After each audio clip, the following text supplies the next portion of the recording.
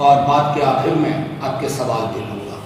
सवालों से कोई परहेज नहीं करूँगा, ये गारंटी है राष्ट्रीय जनता दल की, तेजस्वी जी की, हमारे राष्ट्रीय अध्यक्ष की, और ये सबसे बड़ी गारंटी है। आज रामनवमी है, आप सबको बहुत बहुत शुभकामनाएं। मर्यादा पुरुषोत्तम राम की जो बापू की संकल्पना थी वो ज़मीन पे उतरे और हमारे देश के लोग असली राम भक्त और राजनीतिक राम भक्त में भेद करना सीखें। वही मर्यादा पुरुषोत्तम राम का सही स्मरण होगा। आइए आपको 9 बरस पीछे ले चलता हूँ। 2015 का साल था। एक राष्ट्रीय स्वयंसेवक संघ के बहुत बड़े कद्दावर व्यक्तित्व हैं मोहन भागवत जी।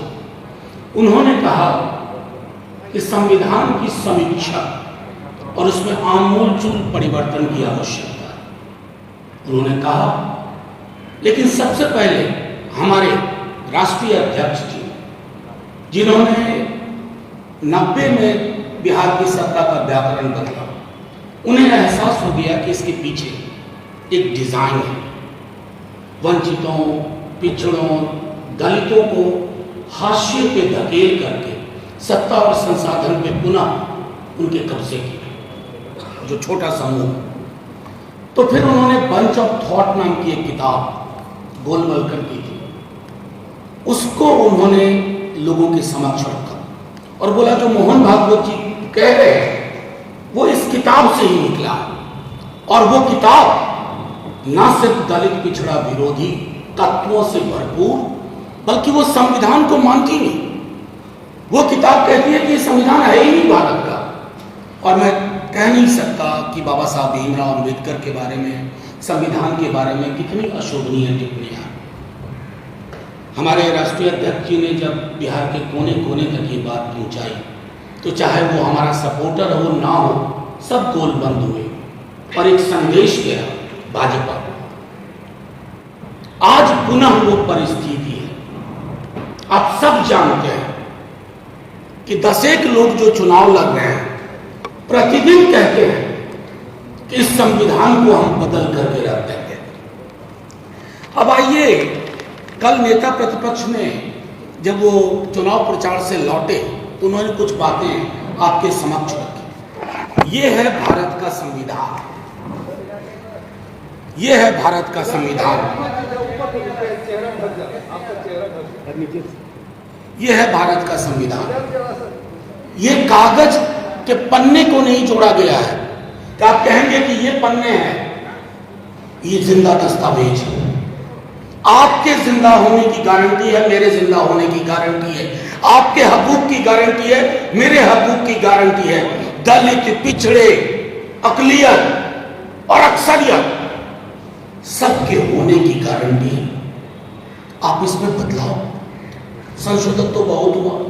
आप कहते हो कि ये संविधान ही बदलना है, और आप खुद फेहरिस्त देख सकते हैं कि कौन कौन लोग ये बात कह रहे हैं। संविधान बदलने का आशय सिर्फ राष्ट्रीय जनता दल और महागठबंधन को परेशान नहीं करेगा। आखिर ये संविधान है क्या?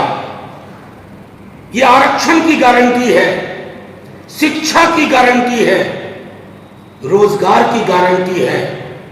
ये संविधान आपके मौलिक अधिकारों को संजो कर रखने के लिए प्रगति पथ पर सबको साथ लेके चलने की गारंटी है। अरे मोदी जी बड़ी बड़ी गारंटी दे रहे हैं, अपने लोगों को समझाइए। ये संविधान जिसने इस देश को सांस लेने की जगह दी, उन तमाम घरों में जिसमें चिराग नहीं था, रोशनी नहीं थी, वहां तक रोशनी पहुंचाने का काम किया। आप उस संविधान को बदलने की बात कर रहे हैं। क्यों? क्योंकि आपको वो व्यवस्था चाहिए। संविधान बनने के पहले महीनों साल तक संविधान सभा की बैठकें हुई। मैं दुख के साथ कह रहा हूं कि प्रधानमंत्री जी के अंदर इतनी संवेदना नहीं है, इतनी समझ नहीं है कि संविधान सभा की बैठकों का आकलन करें। किसने क्या कहा, किसकी क्या सोच थी। फिर अंबेडकर साहब ने 1949 में आखिरी बैठक में क्या कहा? उन्होंने कहा कि यह संविधान है, बड़ी अच्छी किताब है, आपके अधिकारों को महफूज रखने की बात है, लेकिन जिस व्यक्ति के हाथ में ये रहेगा, जिसका काम है संविधान को चलाना, क्रियान्वित करना, अगर वो व्यक्तियों का समूह और दल अच्छी नीयत का नहीं होगा तो ये संविधान बचाव नहीं कर पाएगा। आज हम उस परिस्थिति में पहुंच रहे हैं जहां बेशर्मी से लोग कह रहे हैं, बेहयाई से लोग कह रहे हैं कि हम संविधान बदल के रख देंगे, हमें बहुमत इसलिए दो कि हम संविधान बदल के रख देंगे। ये शाश्वत है, इसमें संशोधन हो सकता है जरूरतों के हिसाब से। इस किताब को कोई खारिज करने की कोशिश करे तो मैं आपके माध्यम से अपील करता हूं, सिर्फ हमारे सपोर्टर नहीं, देश के हर व्यक्ति, हर नागरिक, इस राज्य के हर व्यक्ति, हर नागरिक, हमारा वोटर ना भी हो, उससे अपील करता हूं, देख लो इनके मंसूबे क्या है। ये 15 में जो बात उन्होंने कही 24 में दोहरा रहे हैं, ये आरक्षण खत्म करेंगे। अब देखिए, नेता प्रतिपक्ष ने हाथ जोड़ के कहा कि जो आरक्षण का दायरा बढ़ा है यहां, उसको संविधान की 9वीं अनुसूची में शामिल करो। कोई एक शब्द बोला?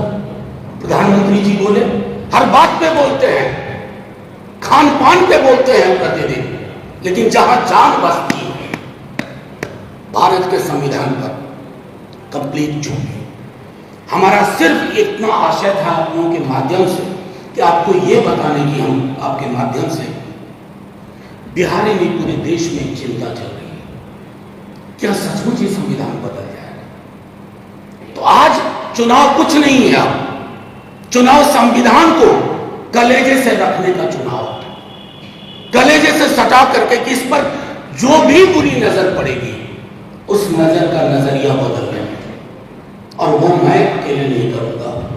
वो कहते हैं ना, इस रात की दीवार को ढाना है जरूरी, ये काम मगर मुझ अकेले से नहीं होगा, ये सिर्फ तेजस्वी जी से नहीं, सिर्फ हमारे राष्ट्रीय अध्यक्ष से नहीं, सिर्फ राष्ट्रीय जनता दल से नहीं, एक एक व्यक्ति को सोचना होगा, दलित, बहुजन, पिछड़े, अत्यंत पिछड़े, आदिवासी समाज, अकलियत और प्रगतिशील वर्ग, चाहे किसी भी जाति के।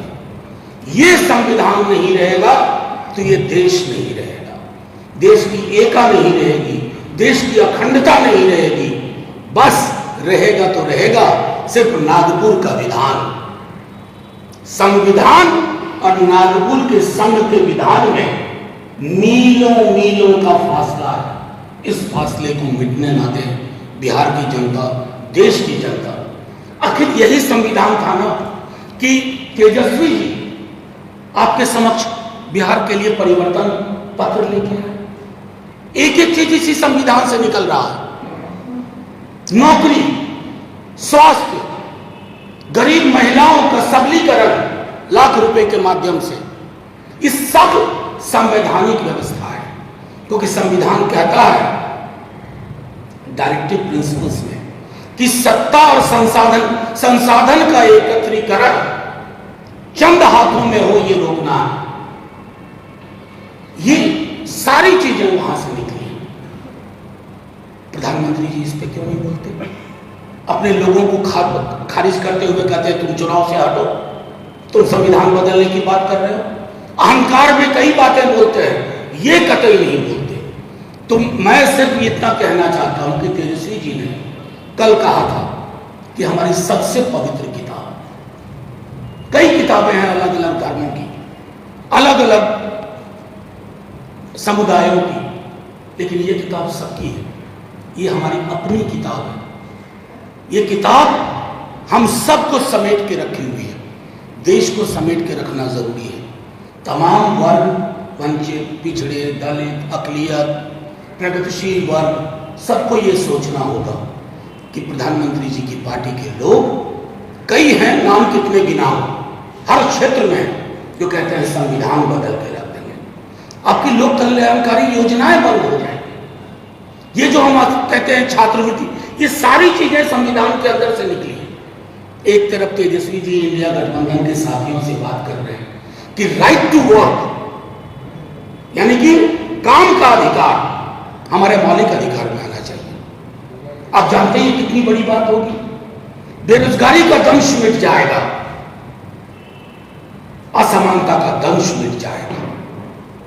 फ्रेटर्निटी, बंधुत्व, ये बंधुत्व को भी खत्म करना चाहते हैं। अगर हम आप एक दूसरे का हाथ पकड़ करके चल ना पाए संवैधानिक व्यवस्था के तहत, तो फिर क्या हासिल होगा हमारे पास। अतः दोस्तों, आज सुबह की इस प्रेस कॉन्फ्रेंस का सिर्फ इतना उद्देश्य था कि आपके माध्यम से हम तमाम लोगों को कहना चाहते हैं, आप इस चुनाव को संविधान को बचा लेने का चुनाव समझिए। कुछ नहीं बचेगा, पश्चाताप के सिवा कुछ हासिल नहीं होगा अगर हम सब कुछ बिसरा करके एक साथ ना आए। ये तो लैंगिक समानता नहीं चाहते हैं, जातिगत समानता नहीं चाहते हैं, धार्मिक समानता नहीं चाहते हैं, वर्गों की समानता नहीं चाहते हैं, और समानता इनके डीएनए में है। इन्हें उत्पीड़न पसंद है, उत्पीड़क पसंद है। चुनना हमारे बिहार के और देश के आवाम को आपका जो लक्ष्य है सिर्फ एक होना चाहिए। आपसी मतभेद होंगे लेकिन लक्ष्य एक होना चाहिए। ये किताब नहीं तो हम नहीं, ये किताब नहीं तो भारतवर्ष नहीं, ये किताब नहीं तो बाबा साहब भीमराव अंबेडकर की सोच नहीं, ये किताब नहीं तो लोहिया जेपी नहीं, ये किताब नहीं तो कर्पूरी की सोच को जमींदोज कर रहे हैं। बस इतना कहकर